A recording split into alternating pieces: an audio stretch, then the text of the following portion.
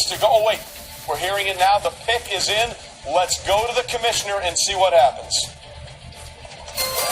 With the fifth pick in the 2020 NFL Draft, the Miami Dolphins select Tua Tagovailoa, quarterback, Alabama.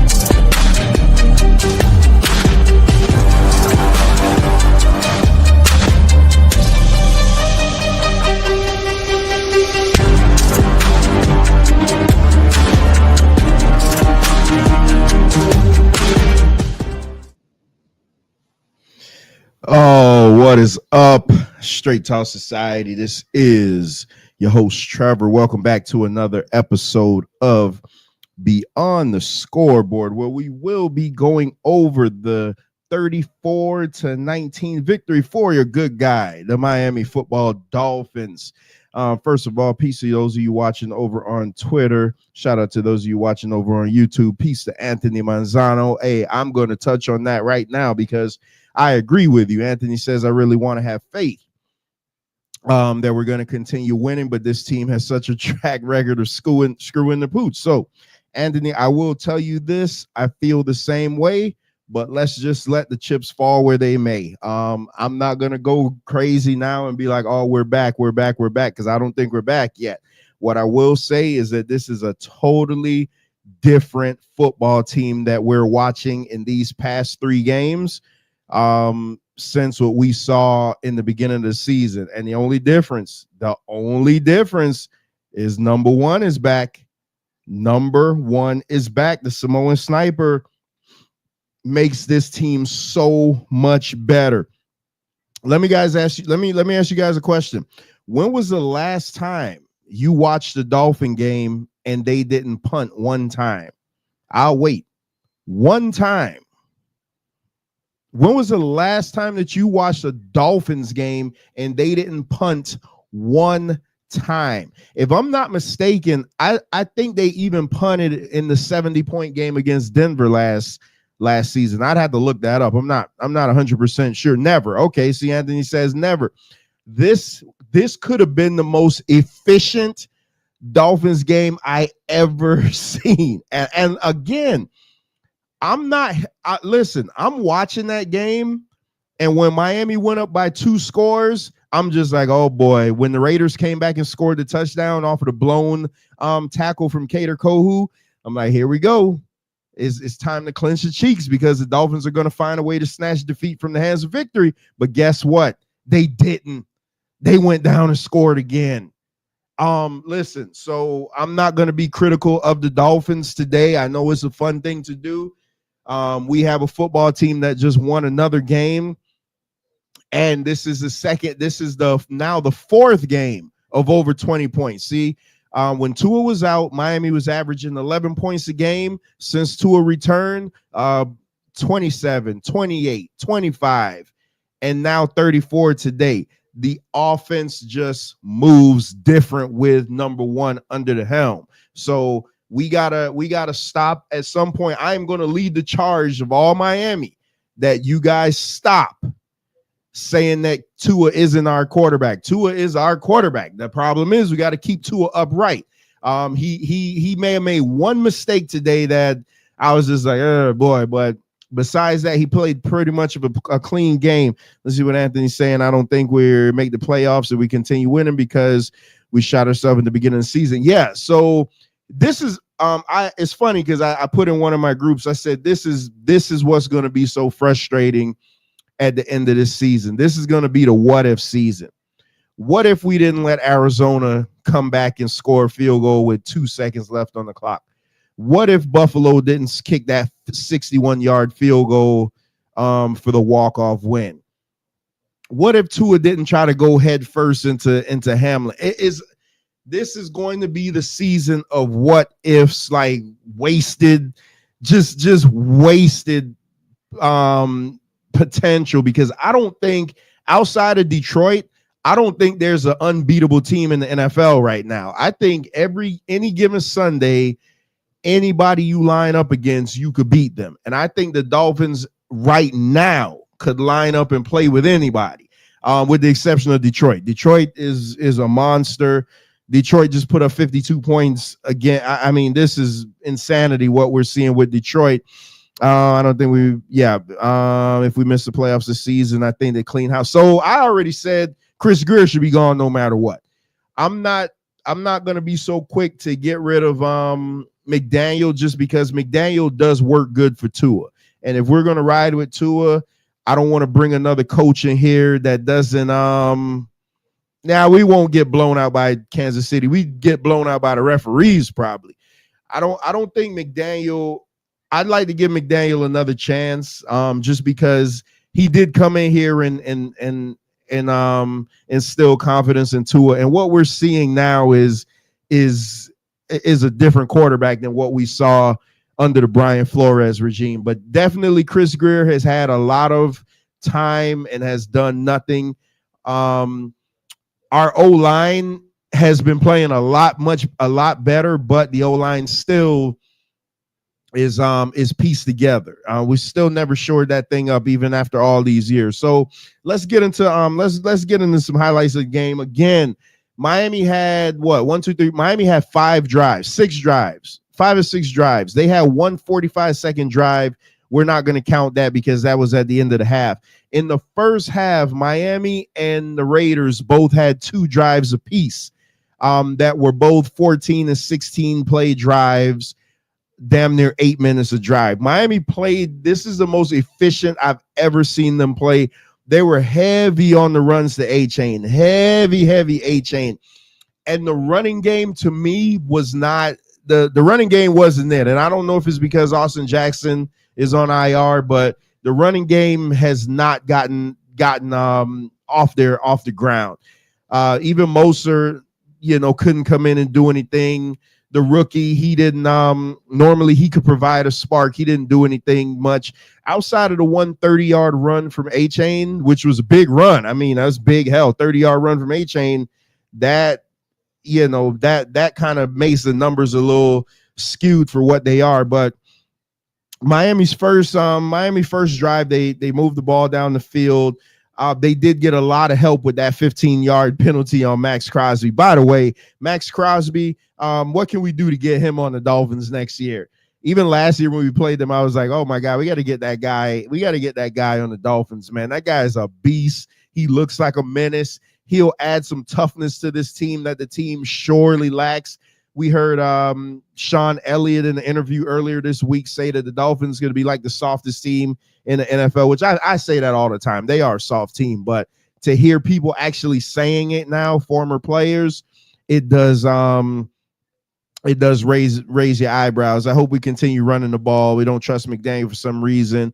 We'll revert to making Tua throw the ball 50 to 60 times. Yes, the running game, when it works, takes a lot of pressure off of Tua. I don't want to see Tua throwing the ball 50, 60 times. I 100% agree with you. But it has to work, and they cannot run between the tackles. For some reason, They can't run between the tackles at all. A-Chain just gets wrapped up. I mean, now he did get that 30-yard run, which was kind of the backbreaker, but they can't run between the tackles. Again, and in my notes, I have Miami's not getting much between the tackles. The Raiders defense was really stingy at the goal line. Miami goes for it on 4th down. First possession of the game, long drive. Miami goes for it on 4th down. 4th and goal, Tua to Jonnu Smith for the touchdown. Jonnu Smith, welcome to Miami. Finally, we heard when he came over how Miami finally was going to get a threat at the tight end position. And I will say today, welcome to Miami, Jonnu Smith. He had a monster game, over 100 yards receiving, 2 touchdowns. He had that last 57-yard touchdown pass from Tua. Jonnu Smith, oh my goodness, man, welcome to Miami. Just when you have help from your tight ends, man, it makes all the difference in the world, especially when Miami wants to run the football, run the ball, make the defense come up and stack the box, then you can attack them on the outside. But the help of that tight end making pertinent catches when needed, just awesome today. Miami's first drive was 14 plays, 70 yards, 8 minutes and 30 seconds. Mixed between 5 rushes and 9 passes. Miami's defense on the next possession forced a 3 and out. Calais Campbell. So it was a 3 and out. They go for the punt. Calais Campbell runs into the kicker. My question is, why is Calais Campbell even on special teams at 38 years old? Let's talk about Calais Campbell. I wish Calais Campbell was on this team in his prime. What a fantastic, he might be the acquisition of the year when this is all said and done. 38 years old, all over the field like nobody's business. So I said, you know what? Let me go back and see when Calais Campbell was drafted, because I didn't remember. Calais Campbell was drafted in 2008. Now we know the Dolphins had the first pick in 2008, coming off of the worst Dolphins season ever, which I still say is the worst Dolphins team ever, is the 2007 Dolphins that went 1-15. They had the number 1 pick. They drafted Jake Long. Okay, no harm, no foul. But in the second round, they drafted Philip Merling. Anybody remember Philip Merling? Anybody? Philip Merling, number 97. Anybody? He didn't even see a second contract on the team. The only thing I remember, the only play I ever remember Philip Merling making was in 2008. He got the game-winning pick on Brett Favre and the Jets to send us to the playoffs in that Sunday night game. That's all I remember from Philip Merling. You know who went a couple of picks later? Calais Campbell. Now, I know it's hindsight being 2020. I'm looking at hindsight, but Calais Campbell has been in the league since 2008. He's now in the Dolphins in the tail end of his career, but this man has just been a spark to this defense. I just couldn't understand why he was on special teams. Anyway, he ran into the kicker, kept the drive going. The Dolphins defense held them to a field goal. So there was a lot of, again, we didn't even talk about last week's game, Monday night game, where the Dolphins held the Rams and that offense out of the end zone, held them to 5 field goals. This defense is starting to click. Anthony Weaver's defense is starting to click. They'll let you move up and down the field on them, but they're not letting you get in the end zone. So just wanted to point that out. Miami's second drive, 3 straight runs to A-Chain. They were heavy on the A-Chain. Then they threw up the thing that Mozart was questionable with the hip injury. Raiders threw the blitz, Tua threw the interception. So Miami stays on the field for 4th and 2 on the 45. You know Mike McDaniel's going to go for that all day, every day. First down pass to Tyreek Hill. Glad to see he was all over the field today making catches. Tua does a Houdini trick and gets out of the rush with the big completion to Waddle. Tua to Odell Beckham, 1st and goal for Miami. The Raiders blitz and sack Tua because Tua holds on the ball too long. Huge loss. Miami has to settle for the field goal. So that drive was 16 plays, 52 yards, That time of possession was 8 minutes and 22 seconds. So in the first half, Miami literally ate up the entire clock. Miami, in my notes I have, has no answer for Bowers. Brock Bowers was a man today, man. I don't know how the Dolphins let players like this just slip in the draft, man. We could use a guy like that. Miami holds the Raiders to a field goal. And then there's only been 2 possessions by each team. So now we get to the second half. Raiders first drive. Calais Campbell, again, the monster with the sack. And then I have in here, man, I wish we had this guy in his prime. Miami forces a punt. Miami starts to drive inside the 10-yard line. Heavy dose of A-Chain again. They were going to listen. They were going to make the A-Chain work. They were going to force feed him and force feed him and force feed them. So the short passing game was working a lot too. You had a lot of short passes to the tight ends. It was working. A lot of little passes over the middle to Tyreek and Waddle. Nice 30-yard run by A-Chain. That's when he got off with the 30-yard run. The refs called a holding, but missed the obvious face mask. So, but they did eventually review it and call the face mask, offsetting penalties. Miami got the ball on the 5. Tua misses the touchdown to Tyreek Hill and then comes back on the very next play. Tua, the blitz is on him heavy. He's running all over the field. Miami is collectively run, slide, just get down.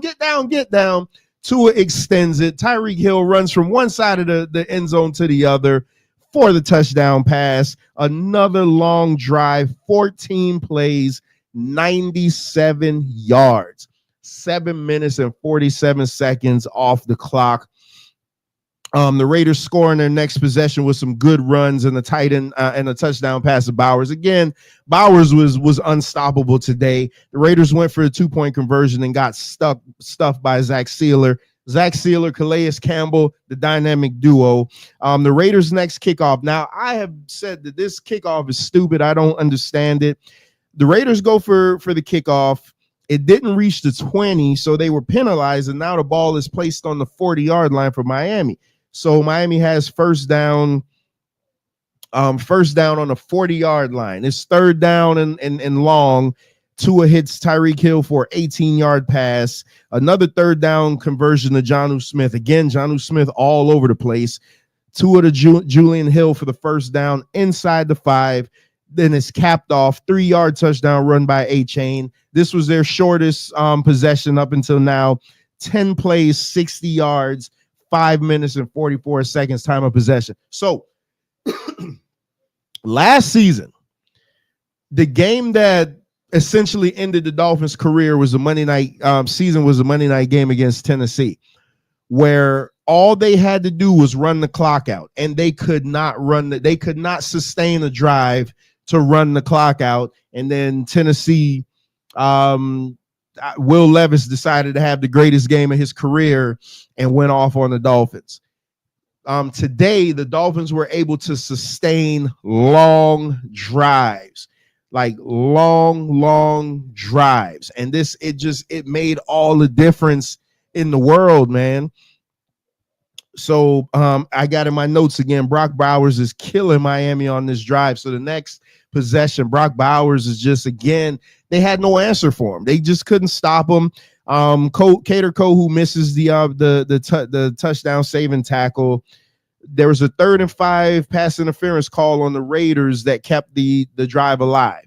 So Tua throws two terrible passes. No, there was a run got stuffed by A-Chain. Then Tua throws a terrible pass.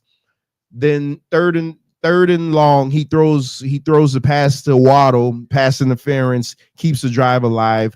I got the run game hasn't been effective today outside of that 30-yard run by A-Chain.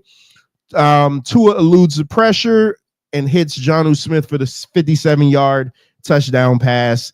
Raiders' next possession, Ramsey picks off Minshew, and that basically ended it because Miami went ahead and kicked the field goal. So that was, shout out to Ricardo in the building. I mean, listen. Wait, God, the Rams are a horrible team. The Rams won today, though. The Rams won. I was hoping the Rams would have won so nobody could say that, like, oh my God, the Rams lost to the Patriots. So it makes the Dolphins loss null and void. Listen, I'm going to stop saying that you beat a bad team. You beat who's on your schedule. You beat who's on your schedule. So speaking of that schedule, let's look at this schedule real quick. We'll be out of here. We'll be out of here soon, but let's look at this schedule and see where we're going. So right now the Dolphins currently stand at 4-6. So 10 games played. We have 7 games left, and we have next week we have the Patriots at home, which should be a winnable game. Green Bay, the Jets, the Texans, the 49ers, the Browns, and the Jets. So in theory, that's 1, 2, 3, 4, 5, 6, 7. The Dolphins should be able to go 5-2 on that run. Now, are they going to do it? I don't know, but the Dolphins should. The way they're playing, the Dolphins should be able to go 5-2 on that run, which would put us at 9-8. May not be enough to get in the playoffs, may need some help, but at least we'd have another winning season for like the 4th consecutive year. That hadn't happened in forever. If we could luck up and beat the Texans, get a win out over the Texans, Green Bay, or San Fran, where we could go 6-1 over that stretch, I think 10 wins will get us into the playoffs. But I'm not thinking about the playoffs right now because we ruined that by not getting a competent enough backup quarterback. Because when you look at the teams that we lost to when Tua was out, and you just say, had you had a quarterback that was even semi-competent, you could have won. You could have went 500 there. And right now we'd be probably looking at a 7-win team versus a 4-win team. So, the Dolphins completely shot themselves in the foot with that. So I'm not going to look ahead, but what I am happy about is that the Dolphins are playing a lot better. And Tua is showing you this year that he is the Miami Dolphins. There's only one thing that changed. One thing that changed since the Dolphins were unwatchable, and that was the return of Tua. And yeah, Tua continues to do stupid things like holding on the ball too long. There was an early possession where they knocked the ball out of his hands because I don't know, maybe he has small hands or something. He can't hold on to the ball. But Tua, I'm taking my chances with Tua over anybody right now to get us to where we need to go because he takes command over this team. Those players believe in him and they play hard for him. The O-line has been playing a lot better. We can't get any running game going, but they are pass blocking a lot. So we need to just take it one at a time. We do have the Patriots next week, and let's just see where the chips fall. If this was last year, I would have been like, oh man, playoffs. But now I'm like, you know what? Let's pump our brakes. Let's take it one game at a time. Let's see how it goes. Because one thing about being a Dolphin fan, the Dolphins are going to Dolphin. So let's just take it one game at a time. Let's enjoy this win. I'm not going to go crazy over it, but I'm going to enjoy this win because the Raiders came to play just like anybody else. They want to win too. So I'm not taking anything away. So, oh, you just beat the Raiders, whatever. A win is a win is a win. So let's get into some stats and then we can get out of here. Let's see. So passing leaders, you had Gardner Minshew, 30 of 40. God, he threw the ball 43 times, 30 of 43, 280 yards, 2 touchdowns and an interception. Tua 28 of 36, 288 yards, 3 touchdowns. He had a fantastic game today. Devon Achane, 17 carries, 73 yards. That's very deceiving because 30 of those were that 130-yard rush. So you take that away, that stat line doesn't look good at all. Jacoby Myers, 1 carry, 20 yards. Brock Bowers, 13 receptions, 124 yards and a touchdown. He's awesome. Like, he was all over the field. The Dolphins had no answer for him. Jonnu Smith, 6 receptions, 101 yards, 2 touchdowns.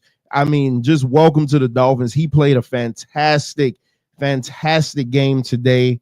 Let's see the Dolphins players. Yeah, Malik Washington, Jalen Wright, 4 carries, 5 yards. Like, he did nothing today. Raheem Mostert, 3 carries, -2 yards, just nothing. Tyreek Hill, seven catches, 61 yards and a touchdown. Jalen Waddle, 2 catches, 37 yards. A-Chain, 4 catches, 32 yards. So A-Chain is just an all-around multi-purpose player because he was whatever he doesn't do in the run game, he does it in the passing game. Julian Hill, 2 catches, 28 yards. Odell Beckham, 2 catches, 13 yards. Yeah, so in the defense, you had who had sacks today? Zach Sealer with another sack, Calais Campbell with a sack, Agba with a sack, and then you did have the interception from Jalen Ramsey. So listen, what does Ricardo said? That don't mean the Rams ain't a horrible team. Hey, that's not my point. The Rams won 4 straight. The Rams were like a hot team coming into that Monday night game. Until the Dolphins, humbled them. And then you see what happened. They won again today. So again, I'm not here to criticize the teams because my team is very flawed. So I'm just waiting to see what we do. That's all I'm saying. So you worry about your Buffalo Bills getting past Kansas City and the referees tonight. So all right, so let's look around the score. Let's look around the league, and then we'll be out of here. Let's see where we were today. Why isn't this showing me? All right, I want to see today's games. Okay, so Thursday night game, you had the Eagles 26-18 over the Commanders. You had your good guy, Miami football Dolphins, 34-19 winners over the Raiders. The Saints demolished the Browns 35-14. The Colts hold on to beat the Jets 28-17. The Vikings over the Titans 23-13. The Packers hold on to beat the Bears 20-19. The Bears finally scored a touchdown. You have the Lions, the best team in the NFL, obliterate the Jaguars 52-6. The Patriots fall short to the Rams 28-22, which again, look, Ricardo, the Rams couldn't get in the end zone on Monday night against the Dolphins. And now you have, the Rams scoring 28 points against the Patriots. The Steelers hold out to beat the Ravens 16-18. That's a great physical game where those teams just beat the hell out of one another. And right now in the late games, you had the Seahawks down 7-6 to the 49ers. You have the Broncos up 7-3 over the Falcons. The Bills are up 6-0 over the Chiefs. Then tonight's game, the Bengals versus the Chargers. And tomorrow night, the Texans versus the Cowboys, which the Cowboys should get throttled in that game tomorrow. So I can't wait to see. I love to see the look on Cowboys fans' faces when they're just getting throttled. Because the Cowboys are like the worst. They're like one of the worst fan bases in the NFL. They like to live off of their 90s teams. It's just like Dolphin fans loving to live off of the 72 Dolphins teams. I don't listen. Anybody will tell you when they bring up the 72 Dolphins, I'm like, hey, I wasn't alive then. I'm 44. So the 72 Dolphins, they're a part of history, but I want to see my team win now. I don't care about what happened in the 70s. I wasn't alive then. So, but again, man, football is always better when the Dolphins win. Because right now the Seminoles are just terrible. I'm just hoping the Seminoles just lose everything, just be historically bad so they could blow that thing entirely up. But, they still can't fire Norvell because they owe him $65 million. So they can't get out of that contract. But nevertheless, man, great win by the Dolphins. Great efficient win. When you have the Dolphins, I had to look that up. Anthony said that he don't remember it ever happening. I don't ever remember the time the Dolphins never had to punt in the game. And today the Dolphins had a football game where they put up 35 points and 34 points and didn't punt one time. scored on every single possession with the exception of a possession at the end of the first half that they had for 45 seconds, which they probably could have scored had they not burned through their timeouts. Oh, speaking of timeouts, kudos to the Dolphins for clock management. No delay of games this week. No burning of the timeouts. They burnt through their timeouts in the first half because they were trying to save time because they wanted to try to score again. So there's no foul on that. They only had 4 penalties. I didn't know they have 4 or 5 penalties for like 30 yards. So the team is much more disciplined now. I don't know what's going on. I don't know if McDaniel's changing his approach or whatever, but I love it, man. So like I said, we got the Patriots next week. Let's take care of business. Let's get another W. And let's win some football games. Let's see. Let the chips fall where they may. Excuse me. And with a little help and a little luck, maybe we can make the playoffs. And if we make the playoffs, there's one fan base that knows that I want them. Hopefully we can get the Steelers. But we'll get there when we get there, man. Listen, man, I still have this bottle of 1800. I do have this unopened bottle of 1800 that I plan to open after the Dolphins' first playoff win, because it would be the first playoff win in over 20 years. So, Miami, if y'all want to see me drink this, win me a playoff game this year. So, peace to everybody that tuned in, man. I appreciate it. Those of you on Twitter, go ahead and come on over to YouTube and like and subscribe to the channel. We'll be back next week, Sunday at the same time for the Dolphins versus the Patriots post-game show. With all that being said, I am out of here. I will see you guys on the other side. Peace.